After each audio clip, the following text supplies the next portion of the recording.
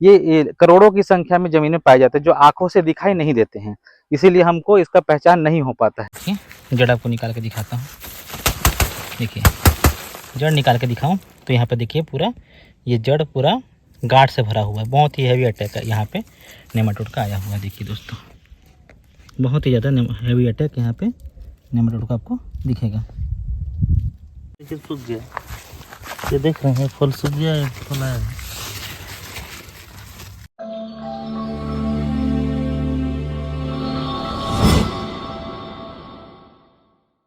नमस्कार दोस्तों, मैं शुभेंदु राय एक बार फिर आपके बीच।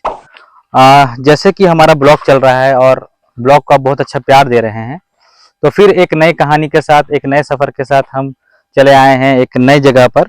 और आज हमारे साथ हमारे बहुत ही अच्छे जो फार्मर है, किसान भाई हैं हमारे, वो भी हमारे साथ है। और आज हम इनका फील्ड विजिट करेंगे, आपको कुछ नई चीज़ें बताएंगे। भैया नमस्कार। नमस्कार भैया। आपका एक हमको छोटा सा परिचय देंगे हमारे व्यूअर्स को। सभी किसान भाइयों को मेरा नमस्कार। मैं विजय कुमार यादव जिला सरगुजा लखनपुर ब्लॉक से हूँ जी। तो विजय भैया, हम जैसे कि आए हुए हैं और आप भी हमारे ब्लॉग देखते होंगे। जी जी जी। तो कैसा लगता है पहले ब्लॉग आप बताइए। अच्छा लगता है भैया, बहुत अच्छा लगता है। मतलब क्या अच्छा लगता है उसमें? अच्छा ये लगता है कि आप इतना जानकारी शेयर करते हैं जी। और आदमी उसको देख के कुछ फॉलो करना चाहता है और कुछ करता भी है जी, उसमें वर्क करता है। हाँ हाँ अपने फसल के प्रति एक्टिविटी बढ़ता है अपना जी, ये सारी चीजें हैं। तो आप यहाँ पे क्या क्या लगाते हैं, कितना एरिया है आपका, ये थोड़ा हमारे व्यूवर्स को बताएंगे। यह मेरा जैसा कि एक जगह में तो जमीन ना होने के कारण 2 जगह प्लॉट है जी। और 2 जगह प्लॉट में 10-10 एकड़ का एक जगह का लाइनअप है ना जी। तो इस जगह में भी 10 एकड़ में वर्तमान में खीरा लगा है। इससे पहले करेले की खेती किया था मैं इसमें। अच्छा अच्छा, देख सकते हैं दोस्तों, पूरा खीरे का प्लॉट है यहाँ पर। और ये कितने दिन का पौधा है भैया? ये आज 28-29 दिन का पौधा है। ये 28 दिन और 29 दिन का पौधा है दोस्तों। और अभी सरगुजा में ठंड पड़ना शुरू हो गया है। हाँ हाँ, टेम्परेचर लो होते जा रहा है। और रात का टेम्परेचर तो लगभग आज हमने सुबह ही चेक किया था, लगभग 18 से 19 डिग्री सेंटीग्रेड तापमान सुबह का था। तो ये कौन सा वैरायटी है आपका? ये VNR का क्रिश वैरायटी है जी। VNR का क्रिश आपने कई ब्लॉग में सुना होगा, क्योंकि इस एरिया में प्रचलित बहुत है और उत्पादन भी काफी अच्छा मिलता है। हाँ, तो किसानों की अच्छा पहली पसंद जो है VNR कंपनी का क्रिश है। जी जी। तो दोस्तों बहुत ही अच्छी यहाँ पे फसल लगी हुई है। आज हम आपको एक समस्या दिखाएंगे इनके, जिस लिए हम आए हुए थे इनके खेत में, और वो क्या समस्या है हमने ढूंढ के निकाल लिया है। हम इस ब्लॉग के माध्यम से आपको भी दिखाना चाहेंगे वो समस्या क्या है। और बहुत सारे किसान भाई इस समस्या को पहचान नहीं पाते हैं और समस्या का निदान भी नहीं हो पाता। हम बहुत ज्यादा दवाई चला लेते हैं, खाद चला लेते हैं।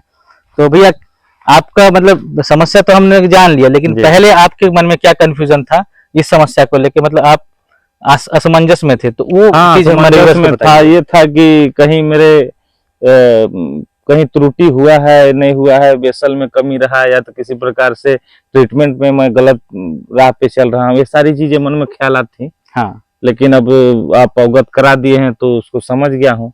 आगे की कड़ी में जब भी खेती करूंगा तो उसको प्राथमिकता पहले दूंगा। तो दोस्तों अभी भी आप समझ नहीं पाएंगे किस बारे में बात कर, आपको दिखाते हैं कि हम किस बारे में बात करें, क्या समस्या थी जिसे भैया पहचान नहीं पा रहे थे। क्योंकि वो समस्या जो थी पौधे के ऊपरी भाग में थी ही नहीं जी, पौधे के निचले भाग मतलब जमीन के अंदर में थी। और क्या समस्या थी आपको दिखाते हैं।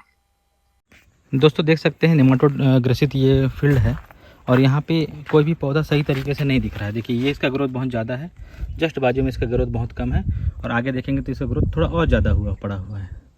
देख सकते हैं बिल्कुल ग्रोथ नहीं है दोस्तों। ये 30 दिन का पौधा है। देखिए अगर हम इसका जड़ निकाल कर देखेंगे, यहाँ पे देखिए जड़ आपको निकाल के दिखाता हूँ। देखिए जड़ निकाल के दिखाऊँ तो यहाँ पे देखिए पूरा ये जड़ पूरा गांठ से भरा हुआ है। बहुत ही हैवी अटैक है यहाँ पे नेमाटोड का आया हुआ है। देखिए दोस्तों बहुत ही ज़्यादा हैवी अटैक यहाँ पे नेमाटोड का आपको दिखेगा। देखिए दोस्तों बहुत हैवी अटैक, पूरी तरीके से जड़ जो है गांठ में रूपांतरित हो चुका है, जो न्यूट्रेंट अपटेक करने में असमर्थ है और पौधा ग्रोथ नहीं ले रहा है। ये 30 दिन का पौधा देखिए दोस्तों, ये 30 दिन का पौधा, जबकि आपको दूसरा प्लॉट हम दिखा रहे हैं, ये पौधा भी 30 दिन का है, बराबर है। और इसका ग्रोथ देखिए, इसमें भी नेमाटोड लगा हुआ है। इसमें अंतर इतना है कि इस प्लॉट में गोबर का खाद का प्रयोग बेसल में नहीं किया गया था, और ये दूसरा प्लॉट है, इसमें गोबर का खाद प्रयोग किया गया था। तो गोबर का खाद प्रयोग करने से क्या है, वहाँ की जड़ें जो हैं फैली अच्छे फैली थी नेमाटोड लगने के बाद भी। लेकिन यहाँ पे गोबर खाद का प्रयोग नहीं किया गया था, तो इसलिए यहाँ पे जड़ फैल नहीं पाई है। तो अनइवन ग्रोथ है, मतलब एक जैसा ग्रोथ नहीं है, समांतर ग्रोथ नहीं दिखेगा आपको, खाली खाली दिखेगा। वहीं पे दूसरा प्लॉट देखिए तो वो प्लॉट अच्छा दिखेगा आपको। देखिए दोस्तों, तो ये नेमाटोड की समस्या हम इस तरीके से पहचान सकते हैं कि खेत में अनइवन ग्रोथ होगा, कुछ पौधे छोटे रह जाएंगे, कुछ पौधे बढ़ जाएंगे, हमको समझ में नहीं आएगा, हम खाद डालते जाएंगे लेकिन अपटेक नहीं करेगा। देखिए दोस्तों, कौन कह सकता है कि ये 30 दिन का पौधा है। देखिए दोस्तों, ये 30 दिन का पौधा, 30 दिन का पौधा ये, इसमें कि नेमाटोड लग चुका था, हमने आपको दिखाया। देखिए पूरी तरीके से इसमें नेमाटोड लगा हुआ है, जड़ पूरा गांठ से भरा हुआ है। तो दोस्तों, देखा आपने कि किस तरीके से नेमाटोड का अटैक होता है। ये नेमाटोड जो होता है एक फीता कृमि होता है, फीता कृमि जो कि फसल को नुकसान पहुंचाता है। ये मेलेडोगाइनी, इसका साइंटिफिक नेम जो है, इसका जूलॉजिकल नेम मेलेडोगाइनी ये स्पीसीज से आता है, और ये बहुत ही खतरनाक होता है। और ये मेलेडोगाइनी पूरे भारत में इसके 4 स्पीसीज होते हैं, बहुत ही अधिक मात्रा में सभी फसल में लगते हैं। लता वर्गीय फसलों में तो बहुत ज़्यादा ही मात्रा में लगते हैं, क्योंकि इसका जो जड़ होता है बहुत सॉफ्ट होता है, कम दिन का फसल होता है। और ये नेमाटोड जो होता है नमी प्रेमी होता है, जहाँ पे नमी मिलेगा ये नमी उसको अपने तरफ आकर्षित करेगी। दोस्तों, ये नेमाटोड कहीं से आता नहीं है, जमीन में ही रहता है। ये करोड़ों की संख्या में जमीन में पाए जाते हैं, जो आंखों से दिखाई नहीं देते हैं, इसीलिए हमको इसका पहचान नहीं हो पाता है। तो दोस्तों, ऐसे जड़ में गांठ दिखे तो आपके खेत में, तो आपको वेलम प्राइम जो दवाई है उसका प्रयोग करना है। साथ में जब गांठ बढ़ जाते हैं, आपको देखना है, अगर बहुत ज़्यादा गांठ भर गए हैं तो ये ठीक नहीं हो सकता। अगर आपको सही समय पर ट्रीटमेंट कर देंगे तो ये ठीक हो जाएगा, परंतु आप ये सोचिए कि वेलम प्राइम ठीक कर देगा, तो ये बिल्कुल गलत होगा। कि वेलम प्राइम एक हद तक ही ठीक करता है, प्रिवेंटिव में ज़्यादा अच्छा काम करता है, लगने के बाद कुछ हद तक कुछ समय के लिए काम करता है, क्योंकि ये उसके फीता कृमियों के साथ साथ जिसके अंडे होते हैं, इसके जो कॉलोनी होती है उसको भी खत्म करता है। देखिए दोस्तों, यही आपको दिखाना चाह रहे हैं हम। ये देखिए नेमाटोड की समस्या हमको दिखी है इस फील्ड में। पौधा ऊपर से तो ठीक दिख रहा है, लेकिन ग्रोथ नहीं ले पा रहा था, फल भी छोटे छोटे फल आके सूख रहे थे। आप देख सकते हैं स्क्रीन पर, बहुत ही खतरनाक। जैसे हर एक देखिए, यहाँ पे हर एक इंटरनोड में आपको यहाँ पर हर जगह पर मोती के जैसे दाने दिखेंगे, जो कि गांठ हैं दोस्तों। और ये पूरे फील्ड में ये नेमाटोड की समस्या हमको आज दिखी है। हमने यहाँ पे आके जमीन में जड़ खोद कर देखा। तो भैया ये बताइए कि जो एग्जामिन हमने किया है ना, आपको क्या इसके बारे में पहले पता था? नहीं, इससे पहले अवगत नहीं था मैं। हाँ, तो आपने आज एक नया चीज सीखा जी जी, कि जड़ के अंदर में भी हमको समस्या हो सकती है। हम फंगीसाइड चलाते हैं, है ना, क्योंकि जड़ जनित रोग होते हैं। हाँ, हम लोग पहले से ही मतलब पत्ता को, फल को, हरेपन को देख के भ्रमित होते हैं, लेकिन इसके नीचे का जो समस्या था वो आज सीखने को मिला, चीज सीखने को मिला, और अवगत हुए, आगे से ये सब समझ पाएंगे दोस्तों देखिए, ये समस्या हमको दिखती नहीं है, लेकिन ये समस्या होती है।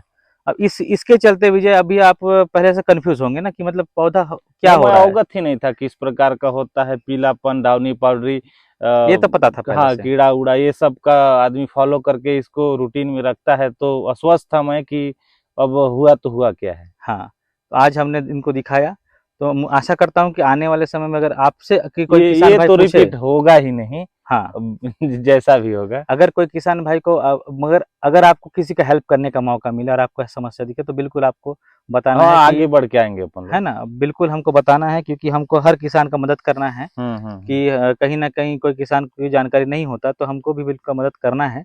यदि जो व्यूअर्स देख रहे हैं और जो देख के जानते हैं नेमाटोड के बारे में, बहुत लोग जानते भी हैं, बहुत लोग नहीं जानते हैं, जो लोग जानते हैं बिल्कुल अपने आसपास के किसान मित्रों का आप मदद करिए और उनको बताइए, जानकारी दीजिए कि ये इसका अटैक हुआ है, तो इसके लिए हम क्या करना चाहिए।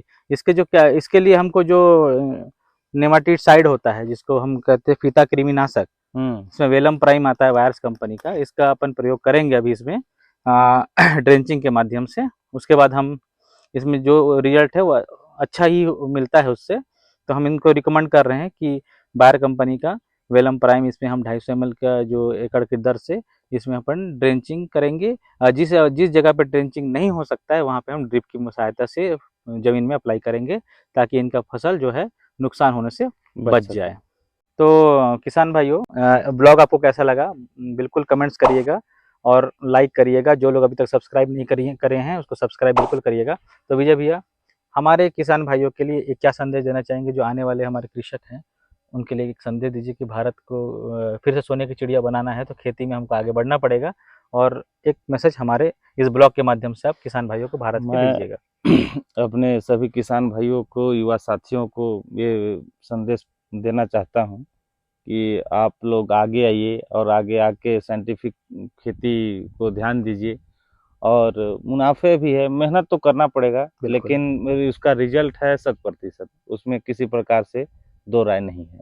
इसीलिए सभी किसान साथियों को, युवा साथियों को, जो सबको शासन नौकरी तो दे नहीं पाएगा, बिल्कुल, तो बिल्कुल। अपने पैर पे खड़ा होना है तो कुछ तो करना पड़ेगा। हाँ तो खेती एक अच्छा विकल्प है, जी। जो मेहनत करेगा उसको रिजल्ट मिलेगा, वो सफलता की ओर जाएगा, ये तो कंफर्म है। और जानकारी लीजिए, टेक्निकल नॉलेज लीजिए, उसके बाद खेती में हाँ आइए। हाँ, ये नॉलेज तो लेना ही पड़ेगा, जी, ये क्योंकि बहुत रेयर कंडीशन वाली चीजें हैं। जी, तो विजय भैया बहुत बहुत धन्यवाद हमारे इस ब्लॉग में आज आपने अपना जो मत रखा है जी हमारे जी। किसान भाइयों को, ये उसके लिए बहुत बहुत धन्यवाद। दोस्तों, ऐसे ही आपका प्यार देते रहिएगा, हम आपको अलग अलग जगह में घुमाते रहेंगे। तो इस ब्लॉग में बस इतना ही, अगले ब्लॉग में फिर मिलते हैं। तब तक के लिए जय हिंद, जय भारत, जय छत्तीसगढ़।